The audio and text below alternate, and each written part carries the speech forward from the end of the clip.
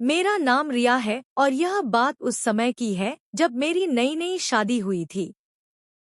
मेरे पति भारतीय सेना में थे।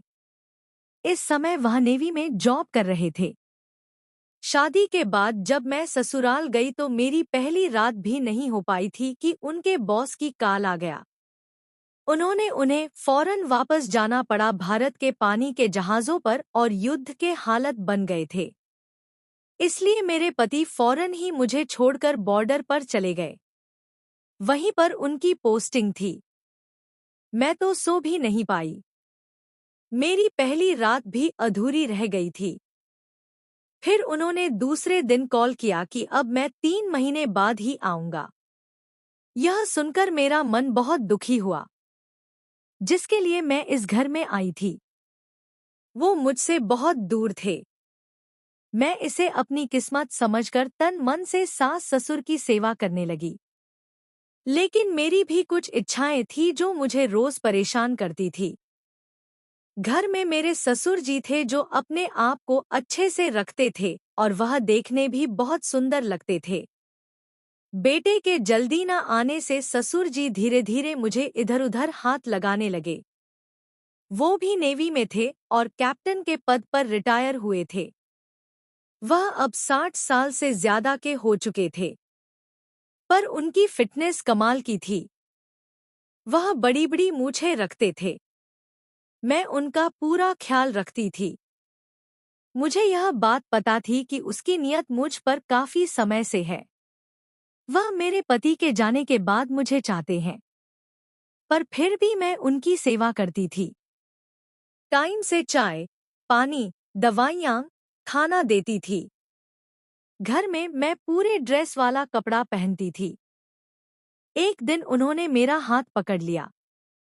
मैं डर गई और मैं अपने ससुर जी से बहुत नाराज हो गई और मैं रोने भी लगी थी। मैंने नाराज होकर कहा, आपकी शिकायत मैं पति से करूंगी। मेरी बात सुनकर ससुर जी बोले, तुझे जो करना है कर ले। मैं एक दिन वो लेकर ही रहूंगा। तू उसके लिए ही मेरे घर आई है। तेरे पर हमारा अधिकार है। मेरा बेटा नहीं है तो क्या हुआ? मैं तो हूं ना। अब उनकी बात सुनकर मैं तेज तेज रोने लगी। इस वजह से शायद रहम करके उन्होंने मुझे छोड़ दिया। उस दिन वाली घटना की वजह से मैं अपने ससुर से सावधान रहने लगी थी।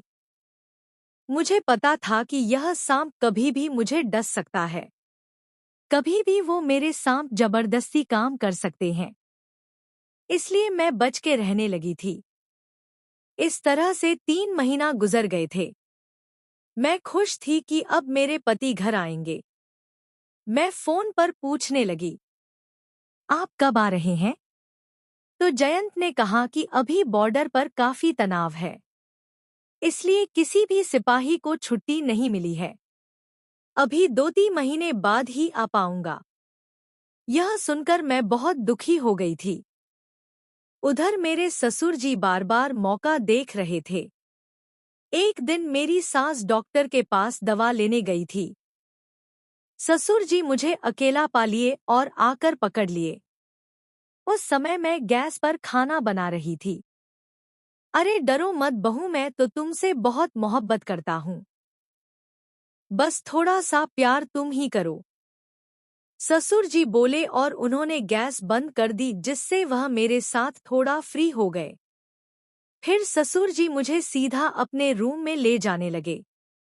मैंने चीख कर कहा कि छोड़िए मुझे वरना मैं हलाऊंगी।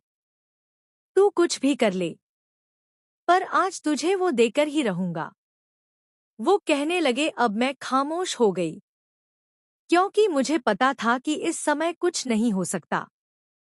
फिर वो ससुर जी चले गए और वॉशरूम में जाके नहाने लगे। फिर उन्होंने पूरा 1 महीना तक मुझे परेशान नहीं किया। फिर एक बड़ी अच्छी सी बनारसी साड़ी लाके दी। फिर एक दिन मैं छत पर सफाई कर रही थी। इतने में बारिश होने लगी, जिस कारण मैं उसमें भीग गई। उसी समय ससुर जी भी किसी काम से छत पर आ गए थे। वह भीग गए थे। बारिश के कारण हम दोनों फिसल गए और ऊपर रूम में जबरदस्त बिजली कड़की और फिर हम दोनों के बीच कबड्डी का मैच चला। ऐसा मैच मैंने आज तक नहीं खेला था और मेरी पिच गीली होने के बाद में लगातार ससुर जी मैच खेलते रहे। आज के मैच के बाद मैं ससुर जी को मान गई कि वह सच में नेवी के कैप्टन थे और इस उम्र में भी इतनी लंबी पारी खेल सकते हैं। लगभग 1 घंटे के बाद हम नीचे आ गए और मैंने बहुत ही अच्छी सी चाय और पकोड़े बना के दी। तो दोस्तों, आपको यह कहानी कैसी लगी? अपनी राय कमेंट बॉक्स में ज़रूर बताना और ऐसे ही स्टोरी सुनने के लिए अभी हमारे चैनल को सब्सक्राइब कीजिए और साथ ही ऐसे ही प्यार देते रहें। I love you friends. Bye.